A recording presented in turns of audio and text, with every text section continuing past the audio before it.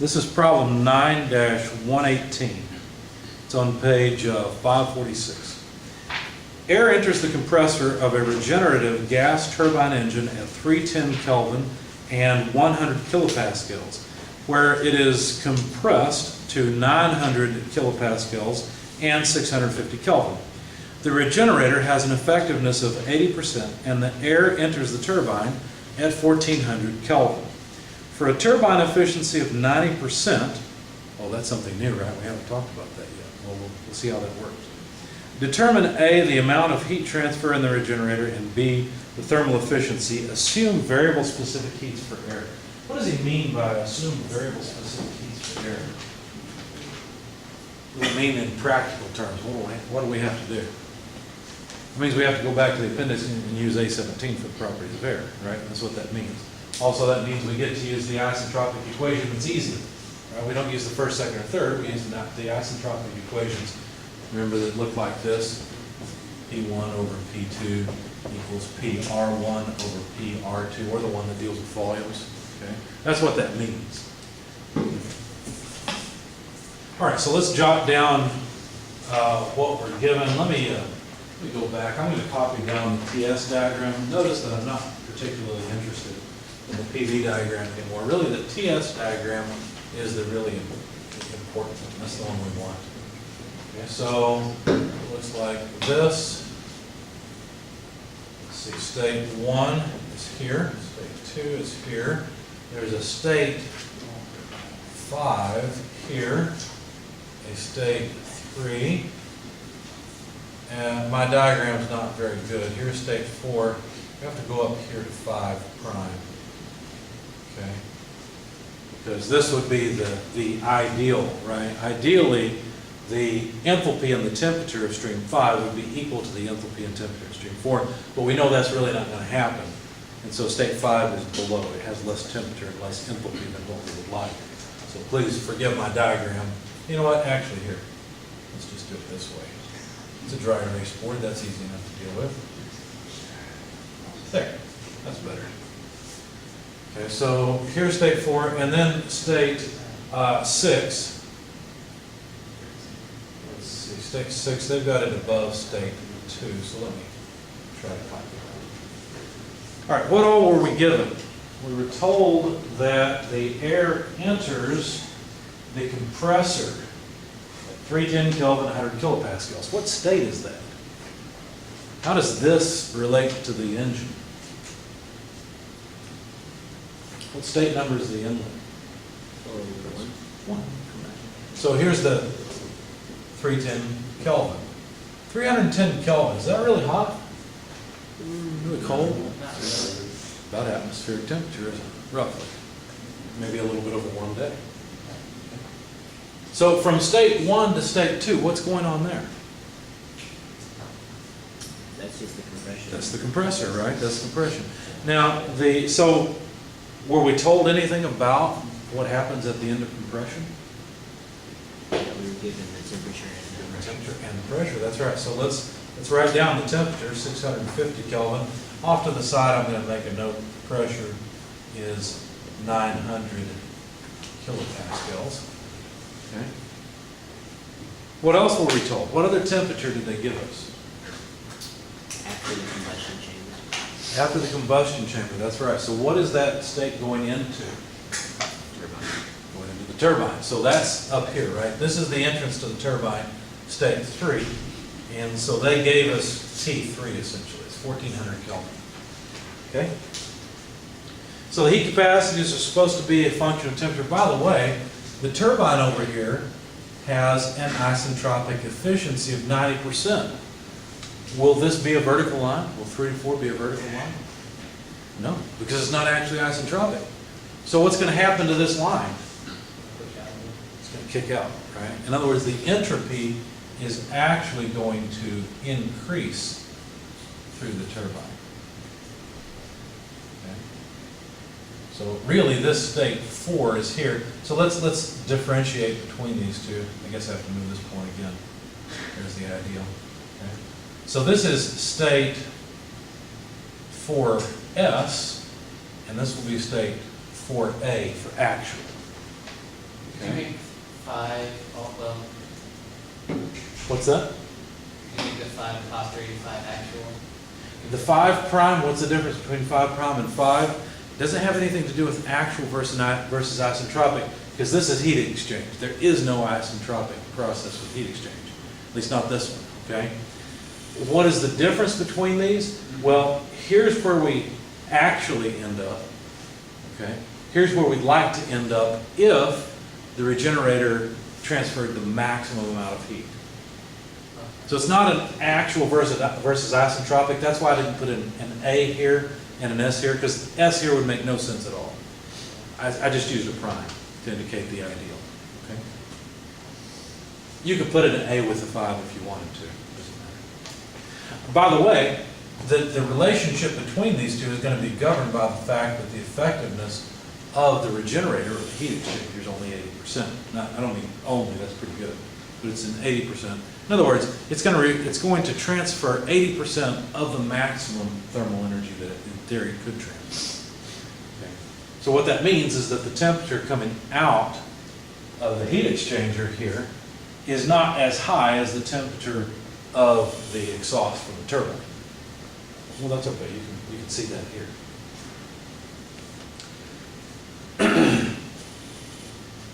All right. So we're supposed to find a bunch of stuff. Basically, we're going to have to solve all the states. How many of the states are already solved? At least 3, right? We've got temperatures at 3 points. So there should be 3 of them that are solved. By the way, the pressure at state 1 is 100 kilopascals. How many pressures do we know for the states? How many of the states have a known pressure? 2. Careful. You know what this line is? In this line? Those are lines of constant pressure. Okay? So if we know the pressure at state 2, we know the pressure at state 5, 5 prime, and 3. If we know the pressure at state 1, we know the pressure at 6 and 4, whether it's actual or isentropic. Does that make sense? Because 4 ideally is going to come out at atmospheric pressure, just like 6 would be at atmospheric pressure. It doesn't matter if it's isentropic or not. Basically, this is an open pipe going to the outdoors, so it's essentially at the pressure of the outdoors. Okay? So we actually know the pressures for all the states, so we could say this is equal to P5, P5 prime if you wanted, P3, P6 is equal to P1 equals P4S equals P4A. We know the pressures at all the states. So there's 3 states that are completely solved. That leaves us with 3 states to solve for. Obviously, we're going to use the turbine isentropic efficiency to figure out 4A and 4S. We'll have to use excuse me, the effectiveness to work with the heat exchanger. So let's see what happens. Let's see what we can do. Let's start off with the turbine isentropic efficiency.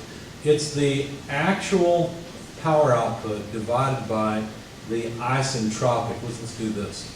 S equals constant. Okay. Do we get as much work out of the turbine as we should? No. We only get 90% of what we should. That's what this says, right? Where does the extra energy go? I mean, we can't destroy it. So where does it go? Q out. It's not Q out. Q out doesn't occur until here. All I'm talking about is just in the turbine itself. Ultimately, yeah, it'll go as Q out. Entropy does that, right?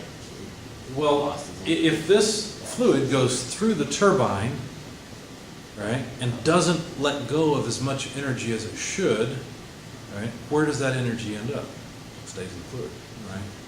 So that's what happens. So the fluid comes out at a higher temperature than it should. You can almost use the S as a should and the A as an actual, okay?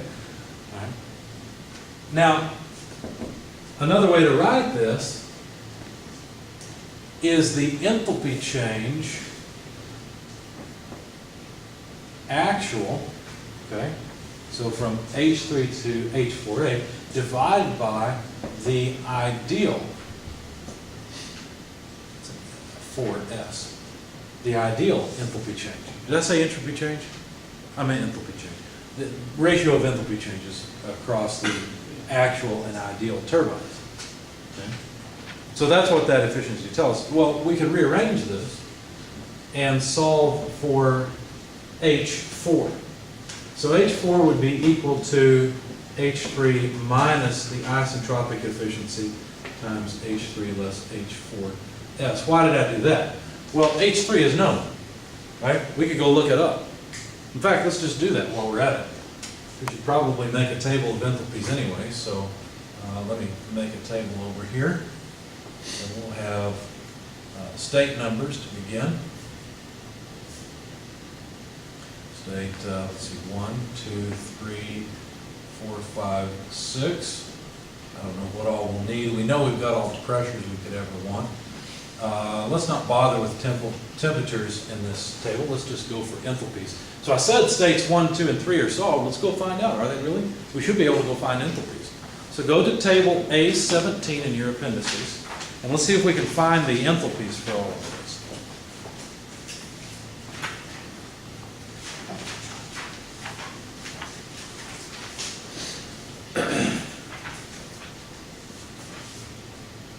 Let's start off with a big one. Let's start off with 1400 Kelvin. At 1400 Kelvin, what is the enthalpy of the air? 1515.42. 15 point, how much? 42. 42. Okay, these will all be kilojoules per kilogram. Anyone agree with that? Yeah. Good. Okay. How about the enthalpy at state 1? At 310 Kelvin. How does that come out? 310.12. I've got 310.24. Is it 310? 24. Okay. So 310.24. And at state 2 at 650 Kelvin? 659.84. 659.84. There we go.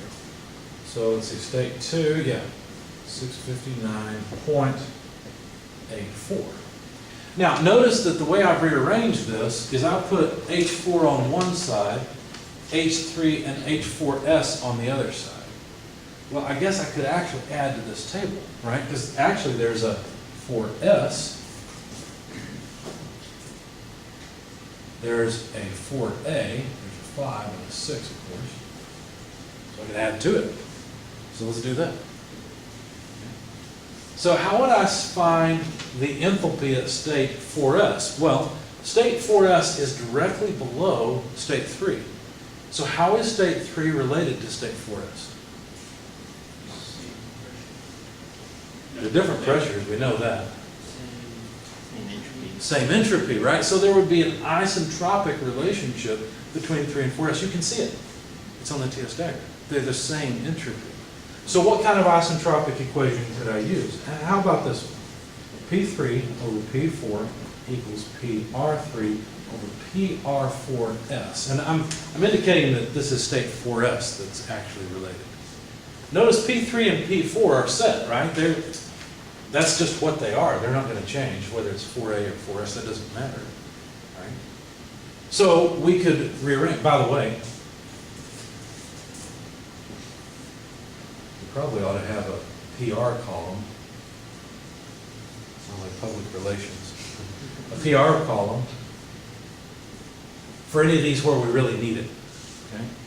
So let's see. What do we need? Well, we need PR3, so go back to the table, if you would, and look up PR3 at 1400 Kelvin. 450.5. Good. Everybody see that? 450 and a half. Now, there's no dimension there, so there's no reason to write down anything. But now we can calculate PR4S. All we're doing is just relating 3 to 4S isentropically. So let's see, what would that be? Well, that would be PR3 times P4 over P3. So basically, P4, that's 100 kilopascals. P3, that's going to be 900. So basically, 1/9 of PR3. So we take 450 and a half, divide it by 9, right? Because it's 1/9. And that's what would go into 4S as PR. When I did that, I got about 50.06. Okay, so now go to your table there, A17. Look up a PR of 50.06.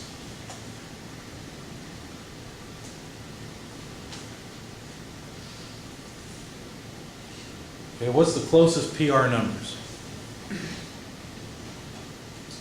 47 and 52. 47 and 52, okay. How much? So, The 810 Kelvin. well, we're not really interested in the temperature. Notice what we really want is the enthalpy. That's what's important here. That's what we need. And I don't recall whether I interpolated this or not. I think I did. I got 832.44. Does that fall in between the range of enthalpies? Okay, I probably interpolated then. I didn't write a note here, so I don't recall. So there's the ideal entropy. Does the fluid coming out of the real turbine exit with that enthalpy? No, right? It can't. It exits within this enthalpy, H4.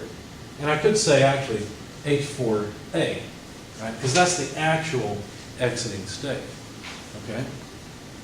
In fact, I wrote it here and didn't copy it down there. So anyway, now I've got all of this stuff, right? I've got the enthalpy at state 3, the enthalpy at state 4s, and now I can calculate the actual enthalpy at state 4a. So let's see.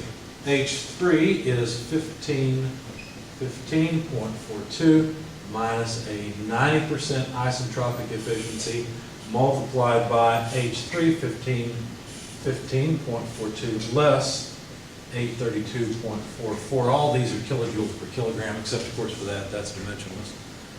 So plug all that into your calculator and you'll find that the enthalpy in state 4 actual is 900.74 kilojoules per kilogram. Okay. Notice we could look up, let's see, we could look up, well, I won't say that.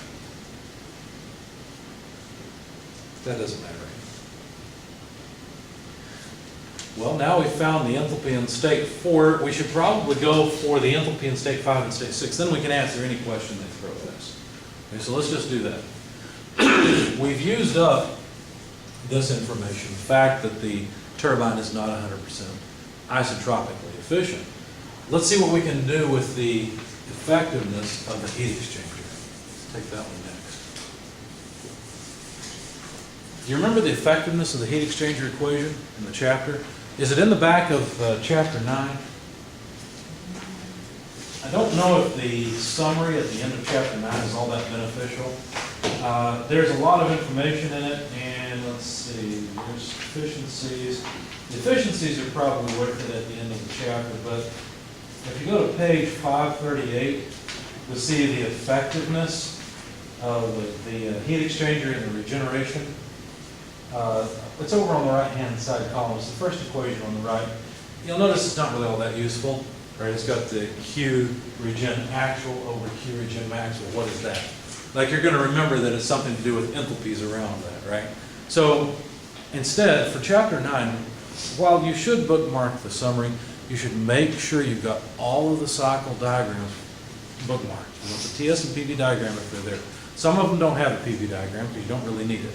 Like, for example, on this one, who really cares about a PV diagram? As soon as we know the high and low pressure, we know all the pressures, right? It's not difficult. But the TS diagrams are always important for all of the cycles. Okay, they help you and they remind you of some things. So you'll need a lot of tabs throughout chapter 9 is what I'm trying to say. Anyway, so now let's work with this effectiveness. How did the effectiveness go? Well, remember, it was the ratio of actual regeneration to ideal.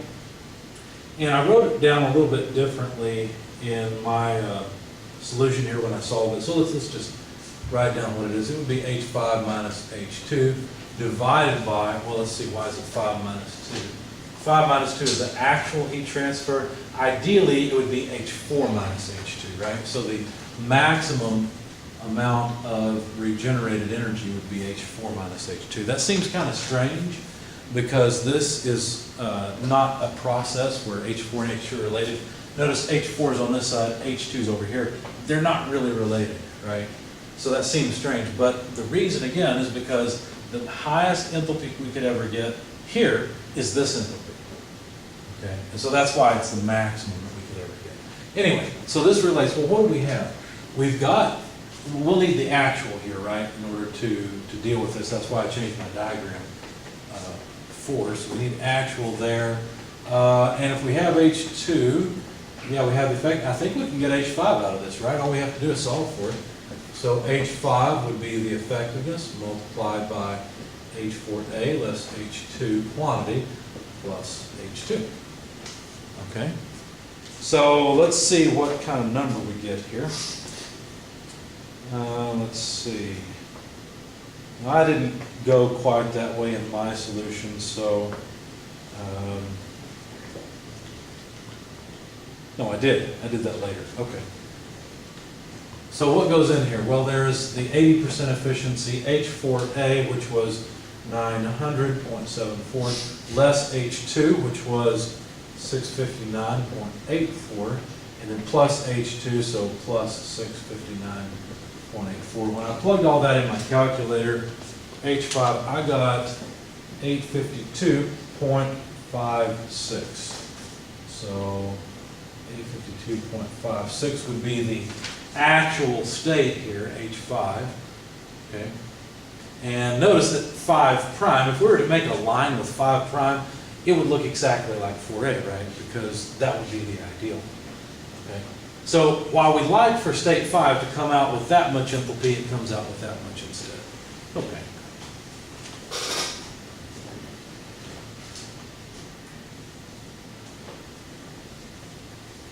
All right. Now, let's see, state 6, do we really need state 6? We don't need it, and I didn't include it in my solution, but we're going to calculate it just because we can.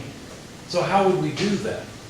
Well, you would do that with an energy balance around this heat exchanger, because remember, the effectiveness doesn't mean that heat is just lost to the outdoors, right? What it means is not as much heat moved from this stream to this stream as we would like. So the energy is still conserved and none of it escapes out of this regenerator. It's just we didn't move as much of it as we would like. So we can write a really quick energy balance for the regenerator, even though we don't actually need state 6. But for the sake of completion, let's go ahead and solve it. So help me out. Help me write a heat exchanger equation for this regenerator. How would it go? You've got, I guess, I don't know where you start. Did you have mass coming in and mass going out? We do. In fact, notice that both the incoming mass streams are going to carry energy into, let's say, the regenerator is the system. So both those streams are going to carry energy. And how about if we do something like this? The power flow rate in equals the power flow rate out, right? Okay, so how would I write down? You said there's a couple of input streams. They would go over here. How would I quantify those? The mass flow rate times what? Anybody can help here too. If they're coming in, notice the mass flow rate everywhere is the same. It's going to end up canceling, but for the sake of completion in the equation, I'll write it down. So we've got one stream coming in. What's the state of this, or the state number of that stream coming in? 4. This stream is 4. Okay. So the enthalpy of stream 4 is one of the streams that carries energy in the system. What other stream comes in? 2, right? So we need the mass flow rate times the enthalpy of that stream. These 2 streams are the 2 that carry energy into the regenerator. How is energy carried out of the regenerator? Stream 5 and? Stream 6, right? Those are the 2 that are coming out. So it would be equal to the mass flow rate times, make sure I get these right, H5 plus the mass flow rate times H6. Do you guys see why the mass flow rate's the same throughout? I mean, in reality, they would be slightly different because in the combustion chamber, you're going to add some fuel, and that's actually going to increase the mass flow rate in 4 and 6 a little bit. But we're neglecting that. We're using air standard assumptions. Basically, let's replace the combustion process with the heat addition process. So we'll just neglect that part. So the mass flow rate in all the streams would ideally be the same. And we can solve for the enthalpy in state 6 from this equation as H4 plus H2 minus H5. Okay. Now, is this 4A or 4S? A, right? This is the actual scenario. So plug that in your calculator. Like I said, I don't have it on my sheet. So grab your calculator. We've got H4A, we've got H2, and H5. If you guys can't read them, I'll write them down again, maybe a little better. 900.74 plus H2, 659.84 minus H5, 852.56. That's a big minus sign. So what number do we get for the enthalpy in state 6? 708.02. Anyone second that? Yeah. Good. Okay. We can actually play with this a little bit farther. We can find out if the author of this problem gave us an isentropic compressor or not. How could we do that? Well, ideally, the compressor states 1 and 2 would be isentropically related. We know what the pressure ratio is, so we should be able to figure out where we actually should end up, right? I've drawn it as an isentropic process, but is it really? Let's find out. Let's move from state 1 to state 2 isentropically and see what happens. So help me out with that equation. How would that go? What's the isentropic relation that would relate state 1 to state 2s?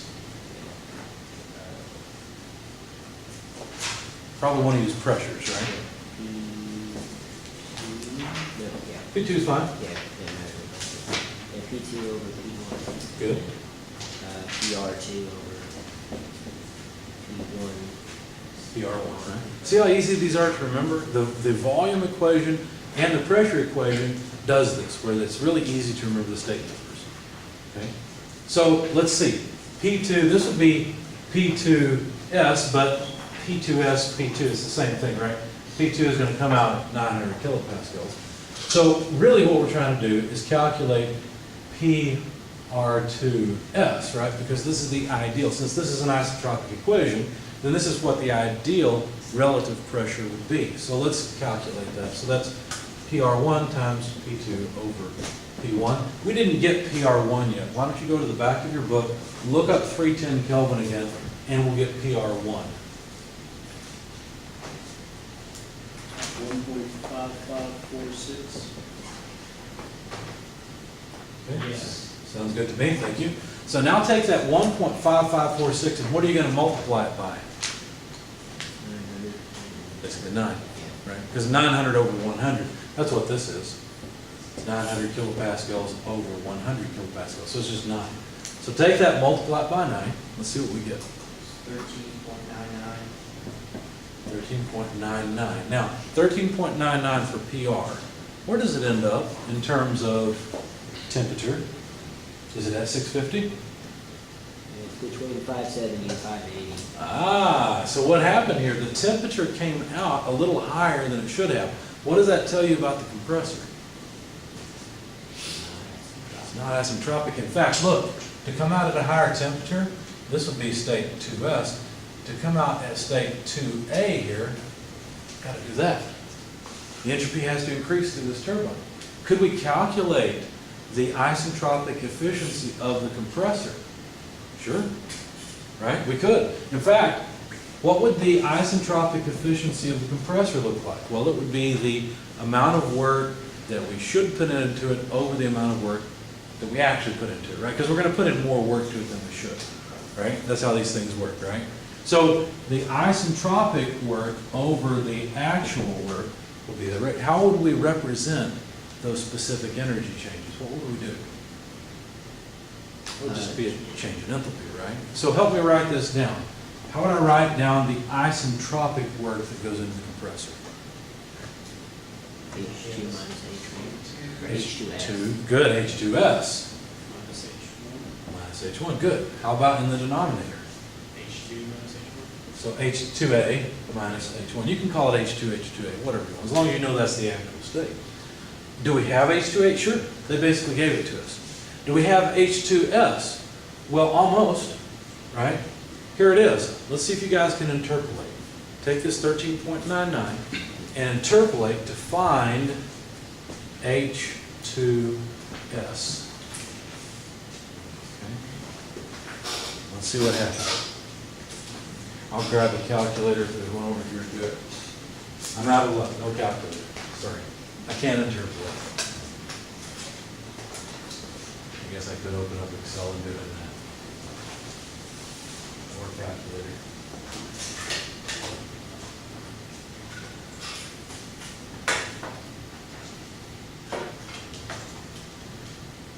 you're watching the video, you should be doing this as well. It's good for you.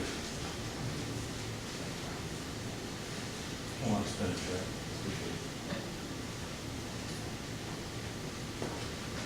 I figured out the way to eat spinach. You want to know the secret if you don't like spinach?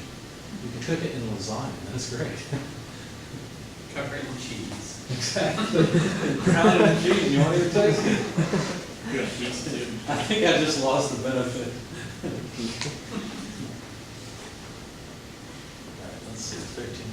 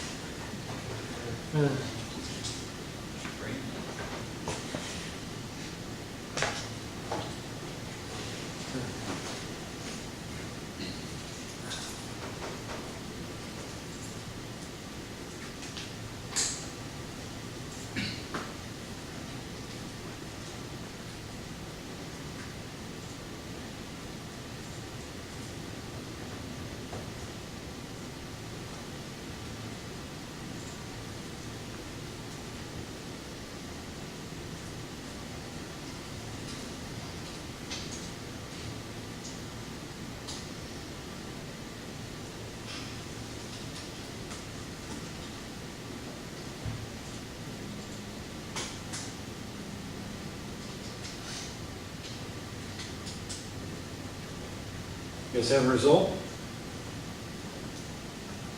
between the two from the bottom, that's right there. I think I got about 55%. Correct. I may be wrong. Yeah, that's what I don't know. You got what I've got here? Yeah.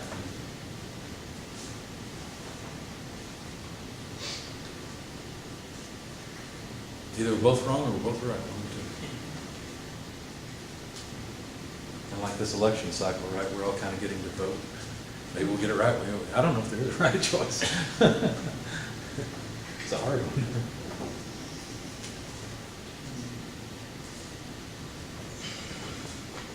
H2S is what we're going for. Yeah, I think you got one minus 55. That was between rocks and Ah, okay. So you concur? Anyone else agree? Okay, thank you. So 581.41 or so kilojoules per kilogram is H2S. So if we're going to find out the isentropic efficiency of the compressor, all we got to do is plug in the numbers. 581.41 less H1, which we already have. Let's see, there it is.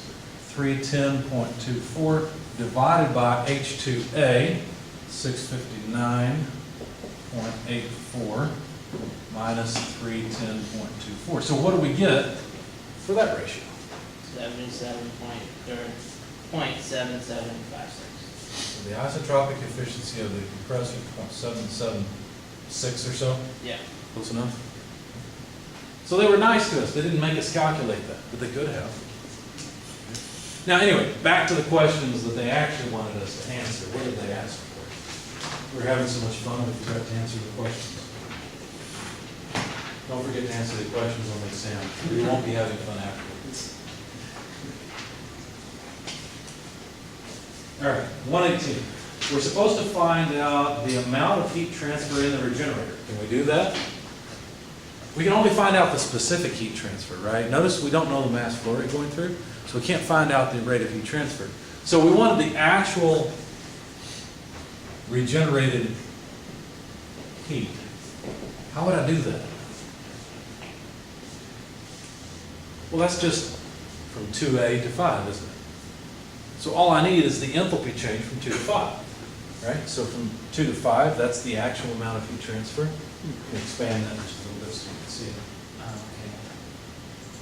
Just from the regenerator. Right, just the regenerated part is all they wanted. So we need H5 minus H2. Well, that's easy. They're both right here. And I won't write them down again. There's no point. When I did this, I got 192.72. By the way, this is not how I did it. You know how I actually did it? I'll show you. I used the effectiveness times H4 minus H2, which should give you the exact same thing. So try it. Plug it in your calculator and see if it works. Regenerator effectiveness is 80%. You see H4, are you going to use H4S or H4A? H4A, right. So H4A minus H2 times 80% is how much? I hope it's that. Well, it has to work because that's how we solve for H5. Right, exactly. It has to work. That's how we got to solve for H5. Yeah. Right. Just chasing our tail here, right? Okay. So there we go. So that's kilojoules per kilogram. So there's one of the answers that they wanted. They didn't make it real clear, but they were looking for specific heat transfer. Okay. What else did they want? 118. They wanted thermal efficiency. How would we get the thermal efficiency? What is thermal efficiency? Minus Q out over Q out.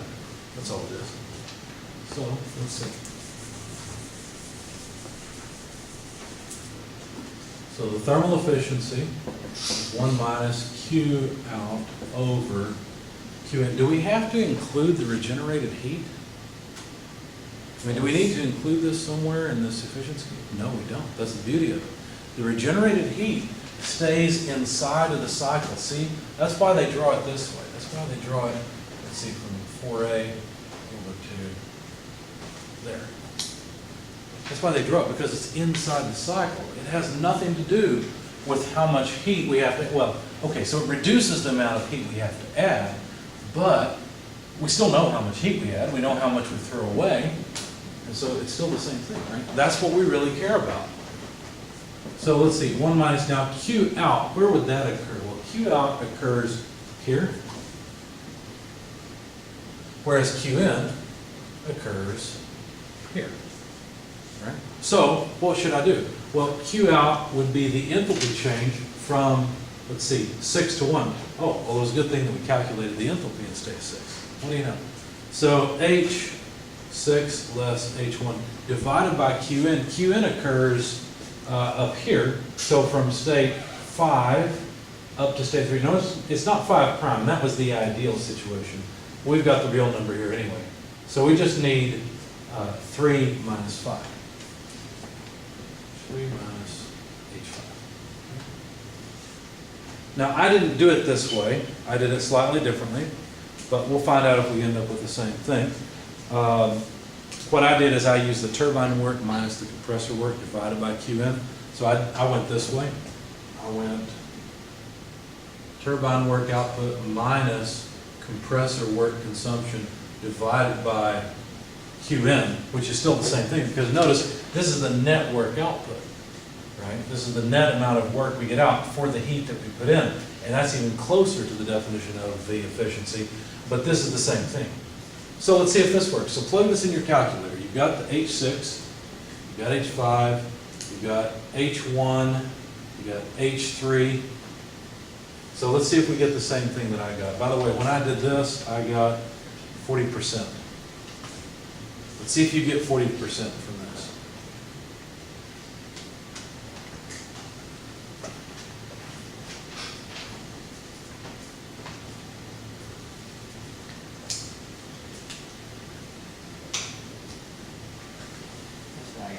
Got 40%? Anyone else concur?